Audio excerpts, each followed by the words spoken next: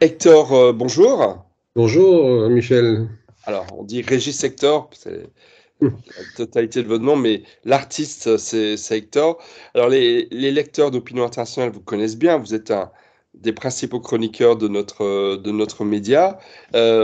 Et on se rencontre pour une interview pour la sortie de ce très, très bel ouvrage qui est à la fois un bel objet, un livre de combat, un livre engagé, un livre de dessin de presse, Ma guerre illustrée d'Ukraine, que j'ai l'honneur de publier, qui est un livre qui est le résultat de presque 2 ans de travail au long cours, puisque dès le déclenchement de l'invasion de l'Ukraine par la Russie, cette actualité, votre métier c'est l'actualité, c'est de commenter l'actualité par vos dessins de presse, vous a, j'ai envie de dire, complètement saisi puisque vous vous êtes engagé dans une série de dessins.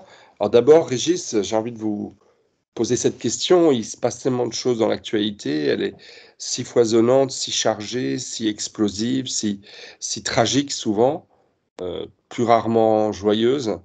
Pourquoi cette guerre vous a-t-elle inspiré plus que d'autres faits d'actualité?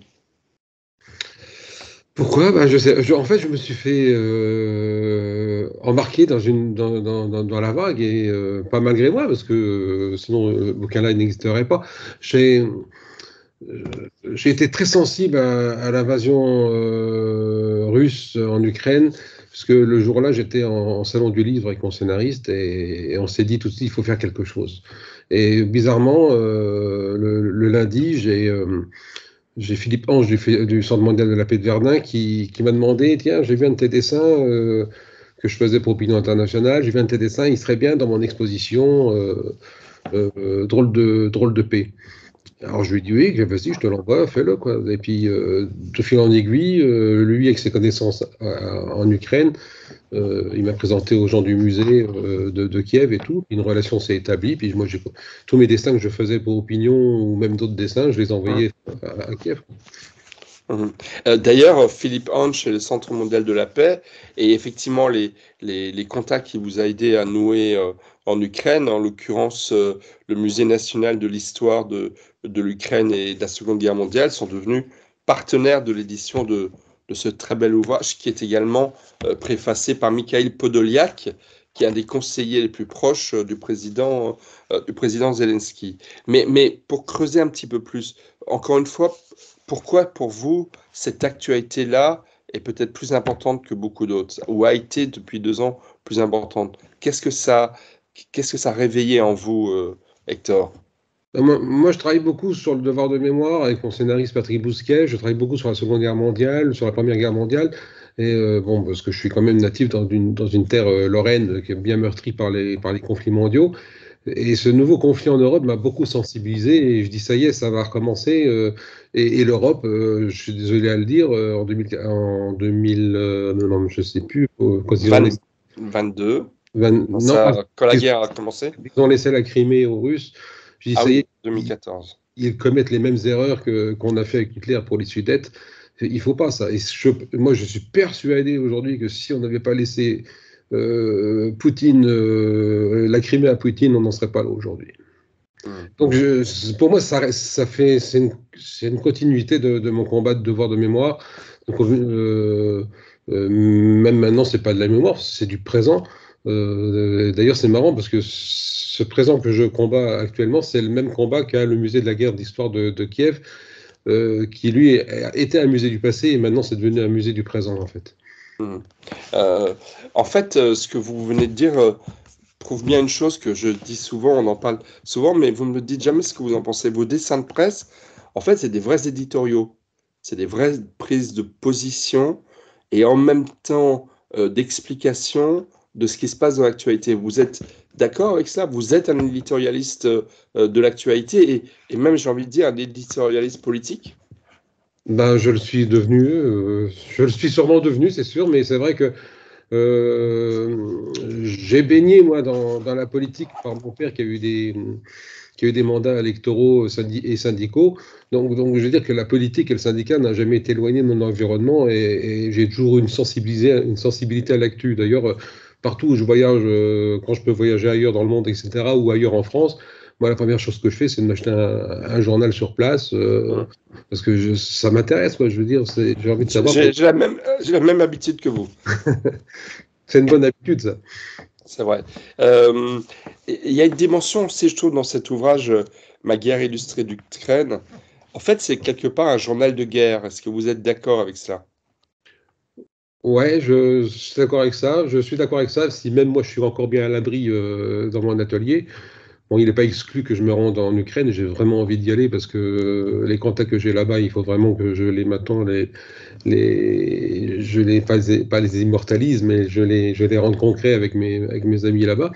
Mais c'est vrai qu'on peut considérer ça comme un journal de guerre, effectivement, parce que, en plus, ce livre, il est daté, c'est-à-dire qu'il a une véritable chronologie dans le Mhm, temps, depuis 2 ans, de ce conflit, quoi. mhm.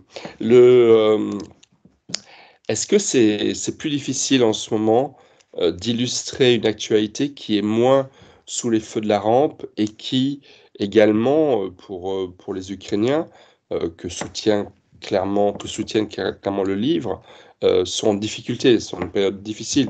Au moment où on a tous connu des périodes beaucoup plus motivées, motivantes pour l'Ukraine, et aujourd'hui la période est plus difficile. Est-ce que c'est plus difficile aujourd'hui de faire des dessins?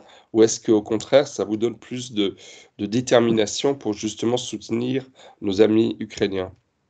Ah ben moi j'ai envie j'ai envie. Bon, je me force pas à faire des dessins, mais j'ai envie. De toute façon, chaque semaine il faut que j'en fasse parce que j'ai envie que cette flamme, entre guillemets, si je peux parler comme ça, scintille toujours en moi et pour eux, quoi, parce que c'est hyper important. Et c'est vrai que au bout de 2 ans, ben, je comprends que les populations européennes ont d'autres soucis, actuellement les agriculteurs, etc. Et en plus, on essaie d'opposer la crise de l'agriculture via la crise ukrainienne, parce que, avec des décisions politiques qui nous appartiennent pas. Mais si nous, on ne fait rien actuellement et aujourd'hui pour l'Ukraine, eh ben, il sera trop tard pour nous demain. Donc, ça c'est hyper important. Donc oui, je souhaite que ce bouquin puisse maintenir cette flamme-là. D'ailleurs, au tout début de mes relations avec les gens du musée, ils m'avaient envoyé un mail, une missive en me disant qu'ils étaient hyper heureux d'avoir ce soutien humoristique parce que pour eux, c'est quand même, malgré tout, en plus des armes qu'ils ont besoin, en plus d'alimentation, en plus de tout ce qu'ils ont besoin, ils ont aussi besoin de sourire. Mhm. Est-ce que vous savez si des soldats ukrainiens, si des combattants, parce que encore une fois la situation est très très difficile là-bas, ont vu vos dessins? Est-ce que vous avez des retours? Alors ils sont exposés, hein, vos dessins dans ce musée de Kiev, mais est-ce que vous savez si vos dessins sont allés dans les tranchées, par exemple? Euh, Aucune idée. Dans les grandes tranchées ukrainiennes, je ne sais pas. Bon, je sais qu'il y a des visites de militaires ukrainiens de temps en temps au musée de la guerre, etc. Puisque, comme je disais tout à l'heure, c'est un musée du présent et qui relate de leur quotidien. Donc, il y a souvent quand même Bien sûr. des visites. Je sais par contre certains de mes dessins, parce que j'ai fait des dessins pour des tracts qui dénonçaient les crimes de guerre que pouvait commettre l'armée russe. Et pour informer justement les soldats russes que ce qu'ils commettaient, c'était des crimes de guerre, parce que beaucoup de ces soldats-là, analphabètes ou autres, ignorent un peu ce qu'on leur demande, ce que je vais dire un gros mot, mais je vais le dire quand même, que leurs crétins de généraux leur font faire. Donc, on avait fait des tracts qui devaient normalement, enfin, qui ont dû normalement être balancés sur les troupes russes. Donc, je sais que les Russes ont vu de mes dessins les critiquant, enfin, essayant plutôt de les éduquer, de leur faire comprendre que ce que leurs supérieurs leur faisaient faire, Mhm. c'était des choses irréparables, quoi. Mhm. Le, euh, Le livre est en vente sur le site d'Opinion Internationale, dans la boutique, et également sur le nouveau site des éditions Michel Taube. Donc les lecteurs peuvent le commander. Commander le livre, c'est aussi de soutenir l'Ukraine, parce qu'encore une fois, c'est un livre de combat, c'est un livre engagé, qui est très utile, nécessaire dans ces temps justement difficiles pour l'Ukraine. Peut-être une dernière question. Vous avez dit que la guerre, questions de mémoire de guerre vous animent et ont inspiré d'autres de vos œuvres. Je pourrais citer de très beaux livres que j'ai. Alors attendez, où il est? Il est là. Alors, c'était pas prévu, donc excusez-moi pour le retard. Vous avez publié chez Orep Éditions Deux Pitchouns dans l'enfer de Verdun, qui est vraiment un livre magnifique que je recommande à tous les parents et pour leurs enfants.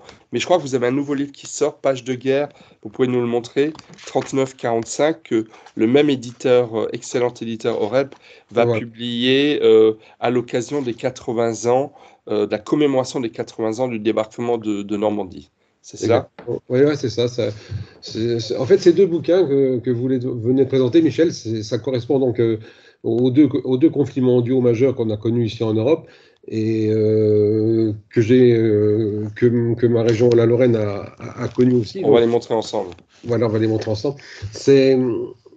C'était jusqu'à présent, avant la guerre en Ukraine, essentiellement mes deux gros combats au niveau de la mémoire.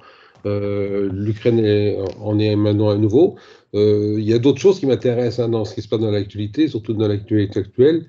Et il n'est pas interdit qu'un jour j'y mette un peu mes pieds aussi. Bien sûr. Enfin, Bah, plutôt écoutez, mes crayons. je vous y encourage. Je dis parfois que vous êtes un nouveau Plantu et je le pense vraiment parce que vos dessins sont beaucoup appréciés et sont des vrais, encore une fois, des éditos tranchants qui vont à l'essentiel et qui disent en même temps énormément de choses. Donc vraiment, merci pour cet honneur que vous nous faites. Je remontre le livre, Ma guerre illustrée d'Ukraine. Ah, Euh, à commander dans toutes les bonnes librairies également, j'ai oublié de vous le dire, sur Amazon et par tout moyen utile, mais également vous pouvez le commander sur le site Opinion Internationale. Merci Régis, et puis j'espère que vous allez pouvoir circuler avec les opérations de blocage de nos amis paysans qui sont dans un mouvement certes légitime, mais qui effectivement sont peut-être un nouveau mouvement gilet vert après les gilets jaunes. Mais ça, c'est un autre sujet que vous aimez bien traiter aussi au cœur de l'actualité. Mais je vais faire un dessin là-dessus tout à l'heure. ah, voilà, super, excellent. Et en attendant, ben, je vous invite vraiment à lire Ma guerre illustrée d'Ukraine. Et merci Hector, merci Merci beaucoup. Michel, à bientôt. À bientôt.